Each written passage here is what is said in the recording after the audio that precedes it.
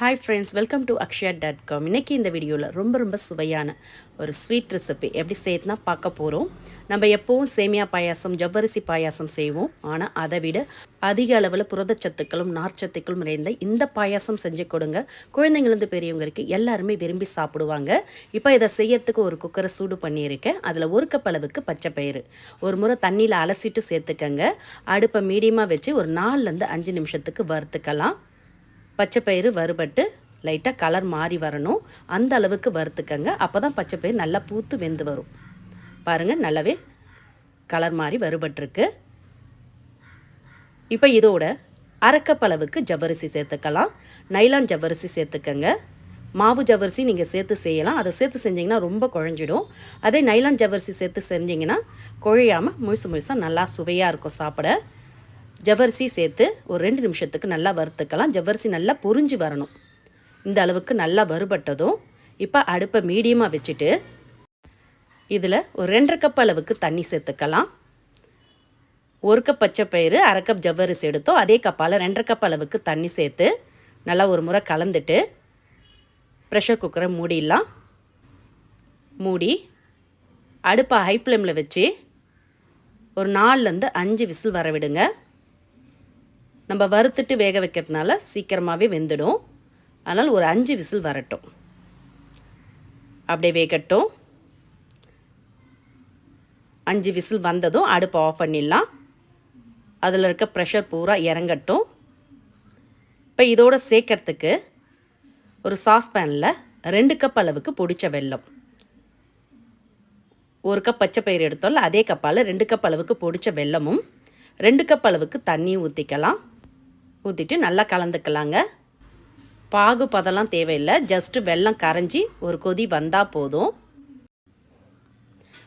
அப்படியே வெல்லம் கரைஞ்சி கொதி வரட்டும். இப்போ பாருங்கள், வெல்லம் நல்லாவே கரைஞ்சி கொதி வருது. இப்போ அடுப்பு ஆஃப் பண்ணிவிட்டு இதை இறக்கி வச்சிடலாம்.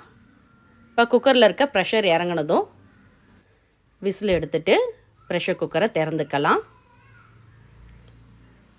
5 விசில் வந்ததுலே பச்சை பயிறு நல்லா வெந்து ஜவ்வரிசி வெந்திருக்கு. இப்போ அப்படியே கரண்டியால் மசிச்சு விட்டுக்கங்க. ரொம்பவும் மசிச்சிட வேணாம். ஒன்றும் பாதியமாக மசிச்சிங்கன்னா சாப்பிட பார்த்து நல்ல சுவையாக இருக்கும். மென்று சாப்பிட பாருங்கள், இந்த அளவுக்கு மசிச்சுட்டு இப்போ அடுப்பை ஆன் பண்ணிக்கலாம். அடுப்பை ஆன் பண்ணிவிட்டு இதில் நம்ம கொதிக்க வச்ச வெள்ளை தண்ணியை ஃபில்ட்ரு பண்ணி ஊற்றிக்கங்க. எல்லாத்தையும் ஃபில்ட்ரு பண்ணி ஊற்றிட்டு நல்லா கலந்து விட்டுக்கலாம். கட்டிகள் இல்லாமல் இது மாதிரி கரண்டியால் நல்லா ப்ரெஸ் பண்ணி விட்டு கலந்து விடுங்க.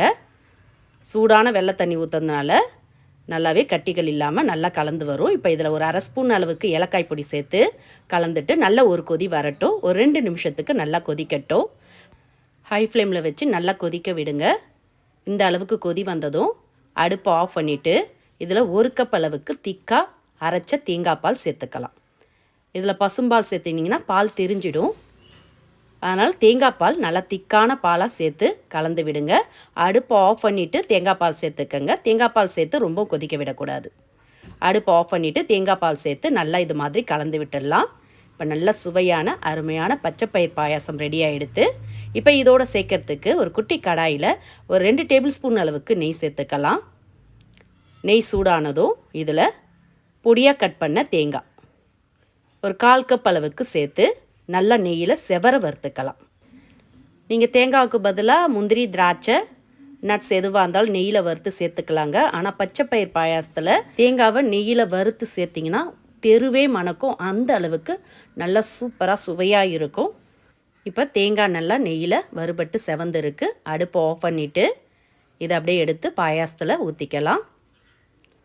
ஊற்றிட்டு நல்லா கலந்து விட்டு எடுத்து சுட சுட பவுலில் மாற்றி சர்வ் பண்ணி பாருங்கள். கொஞ்சம் கூட மிச்சம் வைக்காமல் சாப்பிட்ருவாங்க. அந்த அளவுக்கு சுவையாக நல்ல ஒரு ஹெல்த்தியான ட்ரிங்க் ரெடி ஆகிடுது. இது மாதிரி வாரத்தில் 2 முறை செஞ்சு கொடுங்க. குழந்தைங்கள்லேருந்து பெரியவங்க வரைக்கும் எல்லாருமே விரும்பி சாப்பிடுவாங்க.